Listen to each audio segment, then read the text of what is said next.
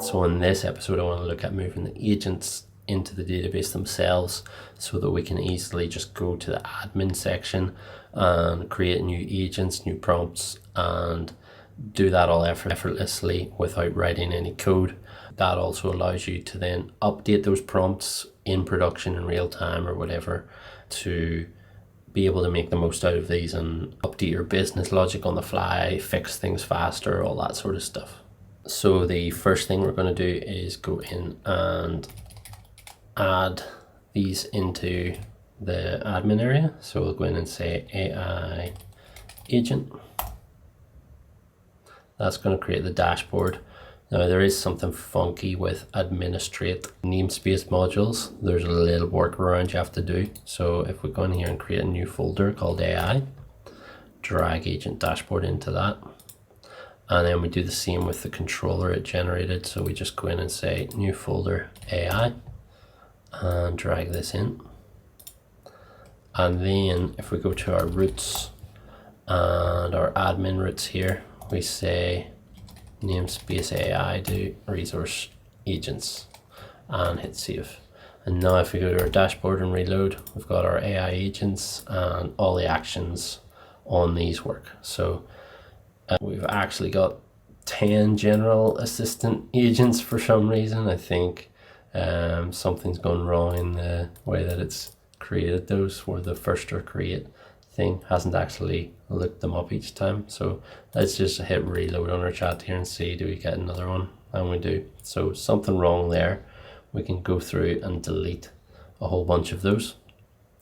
So what we actually want to do now is, rather than going to agent and guessing, we want to be able to look up the agent. So we want to be able to say agent slash general assistant and have that look up this agent. So we can go through and delete a whole bunch of those. So let's first go through and make our agent tasks into the database, into administrate, sorry.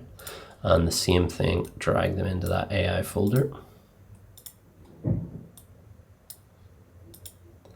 And then let's do it as well for agent message.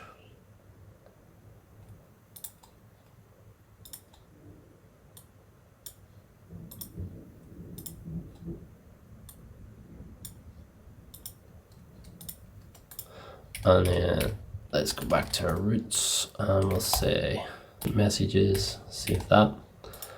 It should be good here. So we've got our agent tasks and messages. Let's just go through and delete a bunch of that stuff from the database now. So bin rails console. And actually, if we go to agent, we come through and say has many tasks, bin and destroy. Now we should be able to go through and say destroy in here, and it'll delete the tasks and any associated messages and everything. So if we go and just delete all of these except for the very last one, and we've got our assistant, we've got our instructions, take our name, general assistant, and we want to go to roots again. Come down here to agent and we'll say resources agents instead of resource, and that'll allow us to basically have roots set up for multiple things rather than individual things. So if we come back here, hit reload, we still get no root matches agent because it's going to be agents now, and we'll just change our controller up first to stop it creating additional records. So let's just get rid of a bunch of this stuff. So we'll come here instead and show, and we'll say AI agent dot find and pass in find by name params ID, and let's add a bang on that so it 404s if it doesn't load. And we're getting AI agent task.create. So every time we hit that page, it's going to create a new agent task. So that's fine for now. So we go to General Assistant and we can say hi. And that is not working. So let's go in and see what we've done wrong now. So we've got our create method.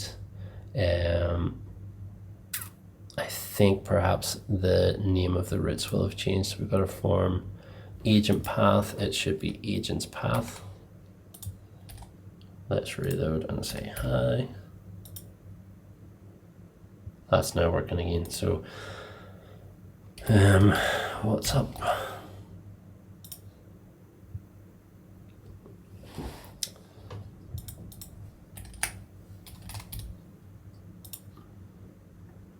So we've got some kind of history now, conversation history, while we're on the page.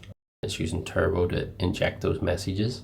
But obviously, if we go here and just reload the page, we get a brand new task ID. So we go to agent tasks. We have that one with 6 messages we were using. And then as you see, when we reload the page, get a fresh new agent task with 0 messages. So I actually kind of like that functionality for now. We could persist those agent tasks and allow you to have history of them. But for now, reloading the page just wipes the context and lets you start from scratch. That's fine. The next thing we want to do here is just go to our agents and create a new one. So we can go in here and say, let's do this one, which I really love, prompt engineer. An assistant that helps you write better prompts. So one thing I'm going to need to do here before we create this is basically when we type in the tools, the JSON columns in Postgres, which I don't really like.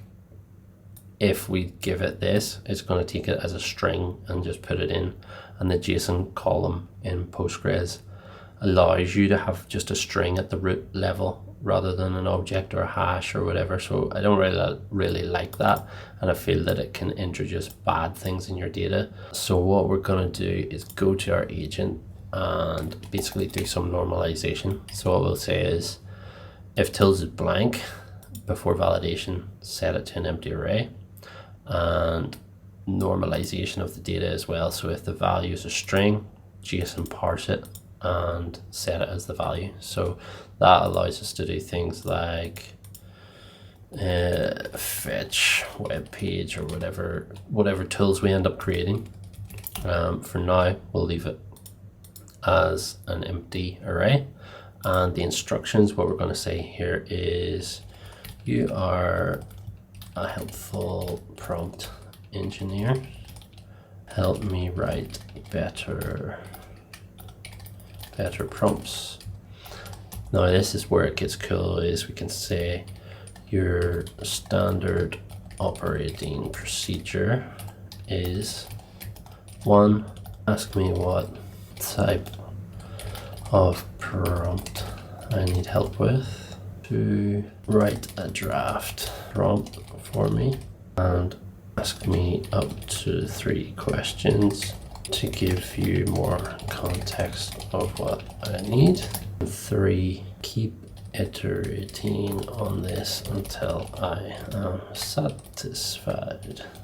So this is one of the cool things, operating procedures and workflows that you can add into your prompts. And this is the game changer essentially, where you can tell it, especially when it comes to content creation, write a draft for me and ask me questions to better understand my problem or what I want out of it or whatever.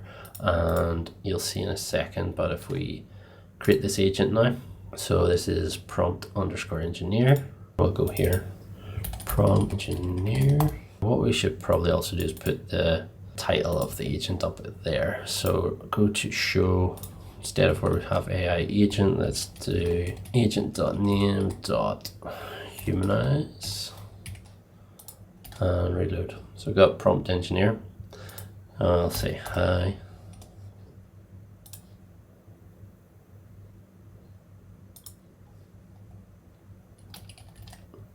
Oh, and we actually are missing something here. So when we go back to our agent, we haven't actually told it the instructions or anything like that from the database. So we need to come in and change its instructions to whatever's in the database and change its tool list as well. So if we hit save here and come back and reload this again, now if I say hi,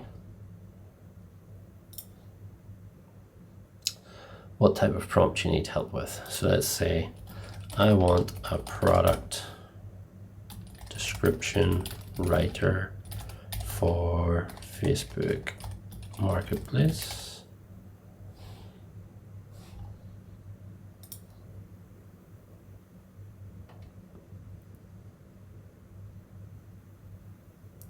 So it's giving us a draft prompt, and that's saying what specific product are you looking to describe.